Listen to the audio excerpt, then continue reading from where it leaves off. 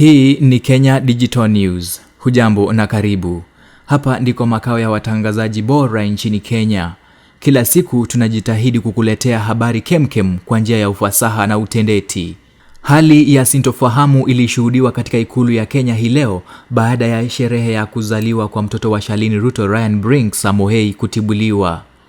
Kulishuhudiwa hali ya mshike kwa takriban dakika 30 hivi wakati baba mzazi wa Ryan alipurukutika na kuingia ikulu ya Nairobi bila kualikwa.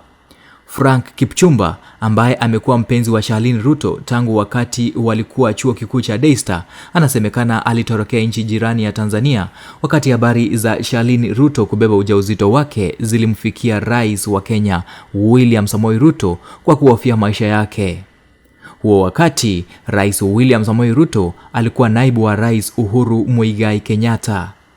Inasemekana kuwa utengano huo ulisababisha Shalini kuhisi upweke na kutafuta mchumba mpya kutoka Afrika Magharibi, hususan Nigeria, mwenye wamekuwa wakipanga ndoa kwa muda wa miaka 3 sasa.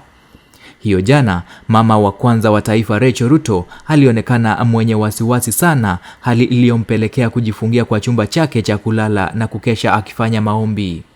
Ikumbukwe, Shalini Ruto amepotea kutoka uso wa umma tangu kupatikana na kashfa ya kuendesha ofisi ya binti wa kwanza wa taifa kinyume na katiba kwa kutumia pesa za umma kwa muda mrefu hadi kuzua tetezi za kwenye alikuwa huo wakati wote. Sasa imebainika ya kwamba alikuwa na mawazo chungu mzima kwa kusikia mpenzi wake wa zamani amerudi nchini, ili hali alikuwa amepata mpenzi mwingine. Frank alipata upenyezo wa kuingia ikulu kwa sherehe ya mtoto Ryan, lakini mambo yakaenda mrama wakati aligundua Shalini ako na mpenzi mwingine. Na vile muonyesha wivu ndiye mwenye mapenzi ya kweli kwa mwenzio, Frank alijaribu kuzua vurugu ili atetee himaya yake, lakini kile hakukijua ni kuwa walinzi walikuwa macho. Mdaku wa makala haya aliniarifu kwamba Frank alitimbwa makonde na mateke kavukavu, na kama sio rafiki yake ambaye jina lake limebanwa alichukua sehemu ya pigo, sasa hivi Frank angekuwa mwenda zake. Vita ilipochacha, George Ruto ambaye ni ndugu yake Shalini Ruto aliamrisha walinzi wa ikulu wafukuze wanahabari na kufuta video na picha ambazo walikuwa wamezinakiri za tukio hilo la kifedheha. Hii sio mara ya kwanza tukio kama hili kutokea huko kwa ikulu ya Kenya.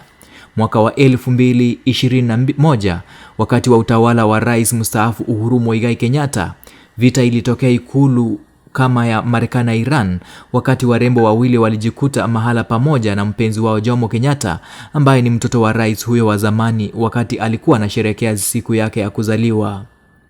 Istoshe, mabinti hao ndio walipigana katika club moja ya mabwanyenye mtaani Lavington punde tu mmoja wao aligundua mwenzake ako na namba ya simu ya Jomo Kenyatta. Rais William Samoei Ruto hajaongelea tukio hilo hadharani, lakini imejitokeza bayana kuwa rais huyo wa 5 wa Jamhuri ya Kenya amejawa fedheha kwa hiyo dhihaka Frank alileta ikuluni. Rais William Ruto mwenyewe amepotea kutoka uso wa umma takriban siku moja sasa tangu kurejea injini kutoka ughaibuni na kukuta kiongozi wa upinzani Rigathi Gachagua amechachisha. Shukran kwa kusikiliza Kenya Digital News. Shukran kwa kusikiliza Kenya Media Center. Na kwa taarifa hizi na zinginezo, kumbuka kubonyeza kibonyonyo cha kusubscribe na kufinya alafa ya kengele ili uwe ukijulishwa kila wakati tuko na video mpya.